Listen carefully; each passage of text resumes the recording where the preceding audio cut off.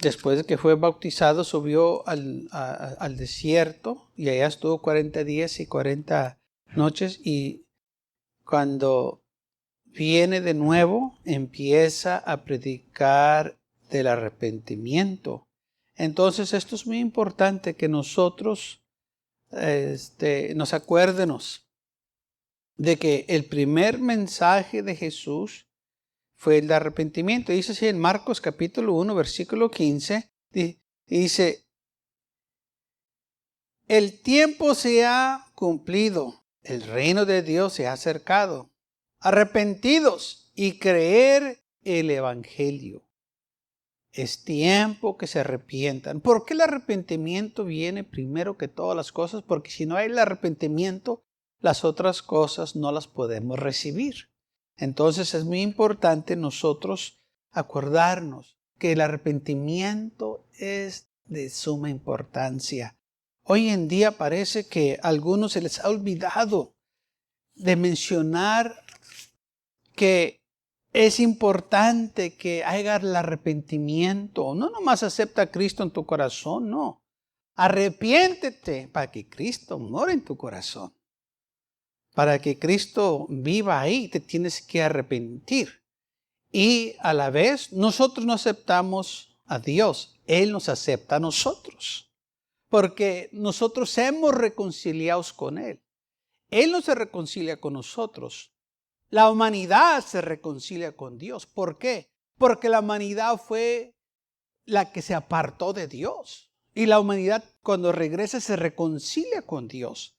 Porque Dios no se equivocó, Dios no pecó. Fue el hombre que se equivocó, el hombre pecó. Y por tanto el hombre se tiene que reconciliar. Por eso el hombre se tiene que arrepentir.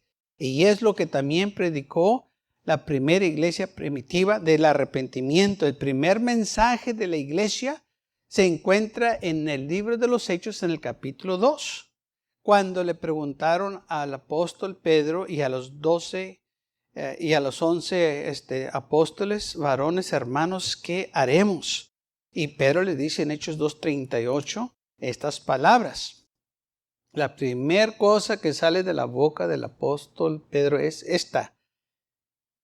Y Pedro les dijo, arrepentidos y bautícese cada uno de vosotros en el nombre de Jesucristo para perdón de los pecados y recibiréis el don del Espíritu Santo. Entonces, de nuevo, vemos la primera palabra que sale del apóstol Pedro cuando le preguntan, ¿qué haremos para ser salvos?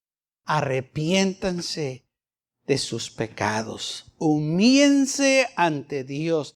Reconozcan sus faltas. Reconozcan que han pecado, que han violado la ley de Dios. Y cuando la humanidad se arrepiente y pide perdón, el Dios de la gloria escucha esa oración porque dice la Biblia que Dios le da gracia al que se humilla, pero resiste al soberbio o al orgulloso. Y qué duro es para muchos confesar sus errores. Qué duro es para muchos decir, sabes, me equivoqué, estoy mal, hice lo indebido.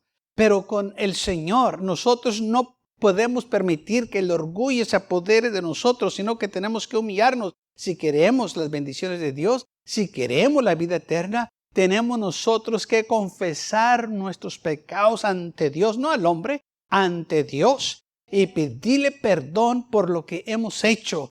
Aleluya. Y cuando nosotros nos humillamos, el Señor, hermanos, nos va a exaltar. Dice la Biblia que cuando uno se humilla, el Señor nos va a exaltar, nos va a levantar. Y entonces, esto es muy importante. El ministerio de Jesús, el Señor empezó con el arrepentimiento. Fíjese que el Señor no empezó predicando amor. Empezó predicando el arrepentimiento. Porque si no te arrepientes, de nada te sirve el amor de Dios. Aunque tú digas que Dios es amor y todo eso es verdad, que Dios es amor, porque la Biblia lo dice. Pero si no hay el arrepentimiento, el amor de Dios no puede cubrirte, el amor de Dios no puede obrar en tu vida como Dios quiere obrar, porque no has visto un arrepentimiento, no te has humillado, no has venido ante Dios y decir, Señor, perdóname porque he pecado. Perdóname porque he vivido en pecado. Y entonces, aparte que Jesús predicó el arrepentimiento, dice la palabra de Dios en Lucas capítulo 4, que el ministerio de Jesús a la humanidad era de venir a predicar claro el evangelio. Y cuando empezó él, dice la Biblia que fue en Lucas capítulo 4 a la sinagoga y dice así la palabra del Señor. Y Jesús volvió en el poder del Espíritu a Galilea y se fundó su fama por toda la tierra de alrededor. Y enseñaba en las sinagogas de ellos y era glorificado por todos. Vino a Nazaret, donde se había criado. En el día de reposo entró en la sinagoga conforme a su costumbre y se levantó a leer. Y se le dio el libro del profeta Isaías. Y habiendo abierto el libro, halló el lugar donde estaba escrito: El Espíritu del Señor está sobre mí, por cuanto me ha ungido para dar buenas nuevas a los pobres. Recuerden que esto fue lo que Jesús dijo también en en Marcos capítulo 1, versículo 15. Jesús dijo, el tiempo se ha cumplido, el reino de Dios se ha acercado, arrepentidos y creer el evangelio. Y ahora aquí lo vemos también en el versículo 5,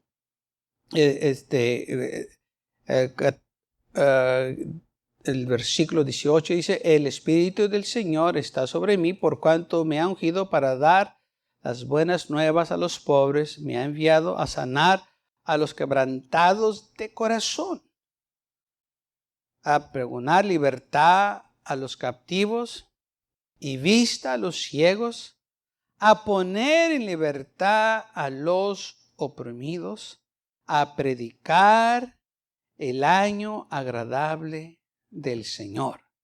Entonces vemos que en el versículo 18 dice aquí la palabra del Señor, que aparte de lo que el Señor vino a predicar el evangelio, cuando uno se arrepiente, cuando uno lo recibe este evangelio, hay grandes beneficios para aquellos que reciben este evangelio. Dice, he sido enviado a sanar a los quebrantados de corazón, a pregonar libertad a los captivos, a dar vista a los ciegos, a poner en libertad a los oprimidos.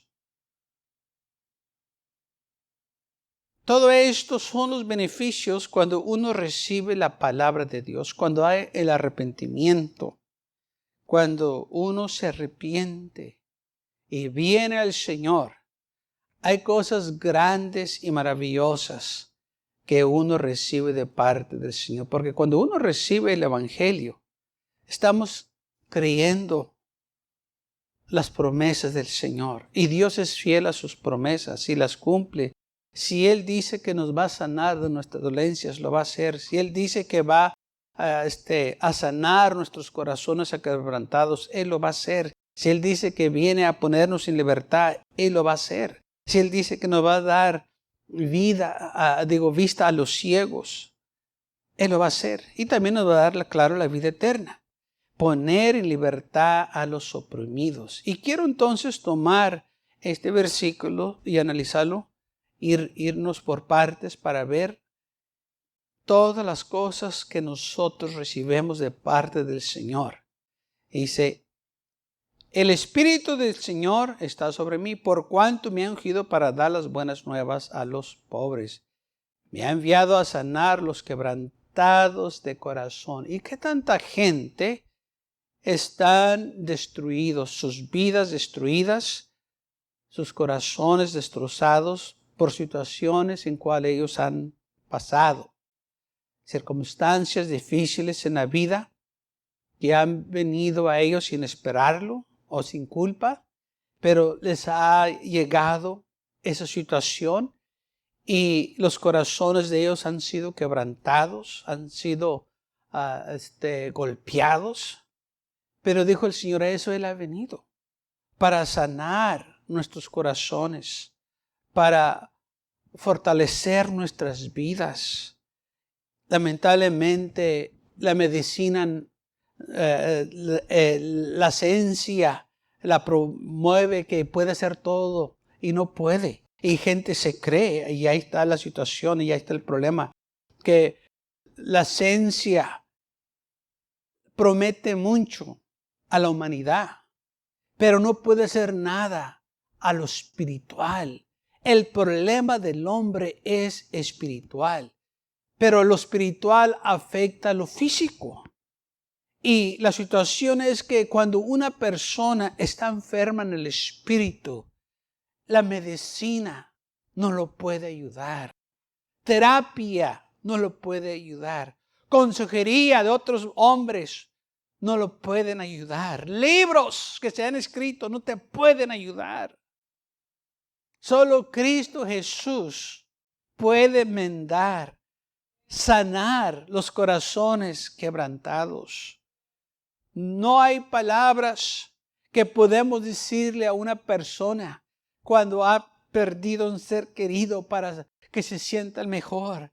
Pero el Señor sí sabe cómo fortalecer a aquella persona y darle la fuerza y el ánimo para que sigan adelante. O que han pasado una tragedia y que han perdido todo, todas sus ganancias, todo lo que han trabajado por 30, 40 años, se han quedado sin nada. ¿Qué le podemos decir? Más que Dios les da la fortaleza. Dios les da el ánimo. O aquella persona que se le ha dado unos cuantos semanas o meses para vivir y le dicen, no hay nada que podemos hacer por ti. ¿Qué le dices a esa persona? ¿Qué palabras podemos decirle para motivarlos y darles ánimo? La esencia, el hombre no tiene palabras, pero el Dios de la gloria tiene lo que la humanidad necesita para que esa persona tenga las fuerzas para enfrentarse a eso. Hace tiempo para atrás una hermana estaba enferma y le diagnosticaron cáncer y ya estaba muy avanzado. Le dijeron que tenía tantas semanas o meses para vivir. Yo hablando con ella, tratando de darle palabras del Señor, le dije, hermana, ¿sabe que el Señor es bueno? Dijo, sí, yo sé. Dije, y este tiempo que usted tiene, dije, es un buen tiempo para que usted esté hablando con el Señor y preparándose. Dijo, sí. Dijo, es una bendición que yo tengo este tiempo para prepararme, porque sé que muy pronto voy a estar con Él. Y en lugar de que ella estuviera triste y que estuviera ella toda destrozada, ella se confiaba en las promesas del Señor, que el Señor estaba con ella. Y aun cuando ella tenía poco tiempo de vivir, ella tomó ese tiempo para afirmarse más, para dedicarse más al Señor. Y le dije, hermana, ¿usted está bendecida? Dije, sí, yo sé que estoy bendecida. Dice, porque tengo este tiempo para prepararme. ¿Qué tanta gente se ha muerto sin prepararse? ¿Qué tanta gente se ha ido de este mundo sin tener esa oportunidad, esos meses? Pero ella los tuvo. Y estaba ella orando, buscando de Dios, preparándose. Y sabe lo más glorioso de todo esto, que cuando ella murió y estuvimos en su cuarto, yo y su hija, había una presencia tan bonita, tan gloriosa. Y hasta su hija dijo, hermano, qué bonito se siente en este lugar. Dije, sí, la presencia de Dios está aquí. Porque esta mujer se preparó. Esta mujer estaba lista. Y luego llegó el servicio fúnebre, estuvimos ahí y de nuevo se sintió una presencia tan linda, tan bonita. Porque era la presencia de Dios, aleluya, que estaba ahí para recibir a esa mujer. ¿Y qué podemos decir? Que la palabra de Dios es fiel, que nosotros podemos confiar en ella. Y su hija, en lugar de estar en llanto, de estar dolida, estaba regocijándose en lo que estaba viendo, cómo la presencia de Dios estaba ahí. Y claro que lloró, pues era su madre, pero a través de esa situación ella se regocijaba. El Señor le estaba dando la fuerza, aleluya, porque decía: todo está bien, pastor, qué bonito se siente la presencia del Señor. A eso vino el Señor, aleluya, a sanar a los quebrantados de corazón. Porque en unas situaciones así, solo el Señor nos da la fortaleza para poder seguir adelante. Y dice también la palabra del Señor para proganar libertad a los captivos. A eso vino el Señor. Hay muchos que están en captividad. No lo saben. El mundo les dice adicciones, que están adictos. Pero la Biblia dice: están captivos. Están atados, están en cadenas. El enemigo los tiene atados, con ligaduras. No los quiere dejar ir. Pero a eso vino el Señor. Hoy en día hay tantas adicciones. Hombres y mujeres, jóvenes y hasta niños que están adictos. Hay muchas clases de adicciones en este mundo. Cosas que uno ni se imagina. Quizás porque uno no está adicto a esas cosas, pero otros sí están adictos. Otros que no pueden vivir sin ciertas cosas. Están captivos, pero el Señor vino a libertarlos. Muchas veces piensan que no es adicción, porque ya ha sido parte de su vida por muchos años. Pero es una adicción porque esos no lo pueden soltar. No pueden vivir sin eso. Y lamentablemente el mundo no ayuda en esa situación. Al contrario, son los que están motivando, promoviendo estas cosas para que la gente siga adelante haciendo eso. ¿Qué clase de adicciones hay? Podemos estar aquí toda la noche hablando de adicciones. Voy a mencionar más unas porque son demasiadas. Pero adicciones hay de drogas, de alcohol, gente que está enviciada. También hay adicciones de pornografía. Hay adicciones de computadoras. Hay adicciones de placeres que la gente no puede librarse. Hay gente que está adicta hasta a la lotería, que tienen que jugar, adictos a esas cosas, esperanzados que van a recibir algo y nada. Adicciones que la gente necesita que sea liberada. Adicciones que muchos ni piensan. Hay gente que está adicta a ciertas novelas que no se les va a pasar ni una de ellas. Gente que está adicta, que no pueden dejar pasar ni un día sin que participen en sus adicciones. A estos el Señor vino a librar. Que están atados, que están en captividad. Oh, pero el Señor tiene poder. Por eso es el arrepentimiento de suma importancia. Porque si la gente no se arrepiente, el Señor no puede obrar y hacer estas maravillas en la humanidad. Por eso el arrepentimiento se debe de predicar. El arrepentimiento no podemos olvidarlo. El arrepentimiento es esencial para salvación. Si no hay el arrepentimiento, no va a haber nada. Yo sé que muchos cuando se les habla, se les dice de su vida pecaminosa, tienen sus versículos favoritos para que no se les diga nada.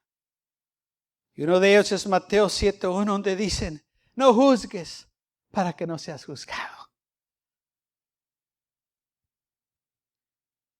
Pero dice la Biblia que si vas a juzgar, juzga justamente. No juzgues para condenar, dice la palabra. Pero si vas a ayudar, juzga rectamente. No tiene nada malo juzgar cuando uno juzga justamente. O sea, cuando no los estamos condenando. Cuando les estamos diciendo lo que tú estás haciendo no está bien delante de Dios. Lo que tú estás haciendo es pecado. Ese es el juicio justo. No los estamos condenando, sino que les estamos predicando, que se arrepientan. Les estamos diciendo lo que tú estás haciendo está mal. Y esto es lo que la Biblia quiere que nosotros hagamos. Porque muchos usan el amor de Dios. Oh, pues es que Dios me ama, si Dios te ama. Dios no quiere que nadie perezca, mas que todos vengan a arrepentimiento. Porque el amor de Dios de nada te va a servir si no te arrepientes. El Señor dijo, le estaban diciendo al Señor que había pasado en una situación. Y el Señor empieza a hablar con sus discípulos o los que estaban ahí alrededor. Dice la Biblia que le empezaron a enseñar ciertas cosas que estaban ahí. Y el Señor dice estas palabras en Lucas capítulo 13, versículo 1. Dice, en este mismo tiempo estaba ahí algunos que le contaban acerca de los galileos cuya sangre Pilato había mezclado con los sacrificios de ellos. Jesús respondió y les dijo, ¿pensáis que estos galileos, porque perecieron tales cosas, eran más pecadores que todos los galileos? Os digo, no, antes si no os arrepentéis, todos pereceréis igualmente. O aquellos 18 sobre los cuales cayó la torre del Siloé y los mató. ¿Piensas que eres más culpables que todos los hombres que habitaban en Jerusalén? Os digo, no. Antes, si no os arrepentéis, todos pereceréis igualmente.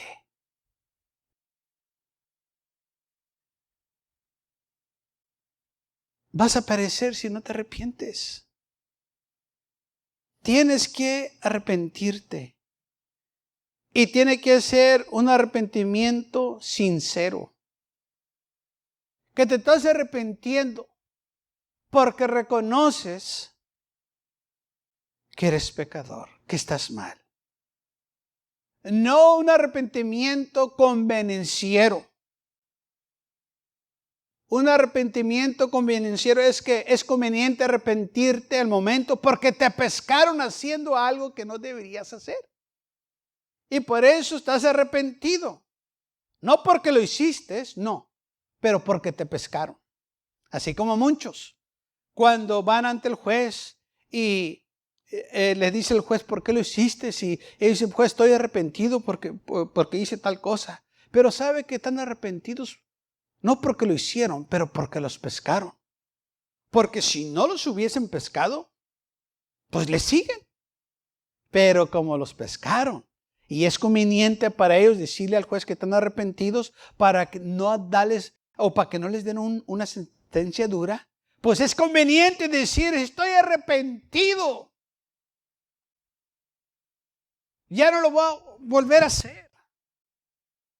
Pero está arrepentido porque lo pescaron, porque es conveniente. Y lamentablemente muchos así, que vienen al Señor porque es conveniente al momento, están en un aprieto, están en una situación y vienen a la iglesia y vienen al Señor, pero ya nomás se le pasa la situación, ya nomás se pasa el problema y se olvidan de Dios. Se olvidan de lo que le dijeron al Señor, porque era un tiempo nomás que necesitaban que Él se le ayudara. No de sinceridad, no de corazón, pero de conveniencia. Si hay arrepentimiento verdadero, ese arrepentimiento va a estar ahí todo el tiempo. Ese arrepentimiento es válido. Lo estamos haciendo porque reconocemos que somos pecadores, porque reconocemos que hemos pecado. Reconocemos que sin Cristo estamos perdidos. Ese arrepentimiento verdadero, hermanos, el corazón contrito y humillado, ese es lo que Dios quiere de nosotros. El Señor nos está esperando. Por eso el arrepentimiento es de suma importancia. No podemos ignorarlo. No podemos dejarlo pasar por alto, que no es necesario. El arrepentimiento se tiene que predicar. Así como le predicó Juan el Bautista, así como le predicó Jesús, así como le predicó la iglesia primitiva, así también la iglesia de hoy lo tiene que predicar. Si la iglesia quiere ver avivamiento, si la iglesia quiere ver gran cambios en este mundo, la iglesia de Jesucristo tiene que estar predicando el arrepentimiento. No nomás el amor de Dios, claro que creemos en el amor de Dios, pero si no hay el arrepentimiento, lamentablemente el amor de Dios no te va a ayudar. El amor de Dios ahí está para todos. Pero ¿de qué te sirve el amor de Dios si no te arrepientes? Si no te humillas ante Dios y aceptas lo que Él ofrece.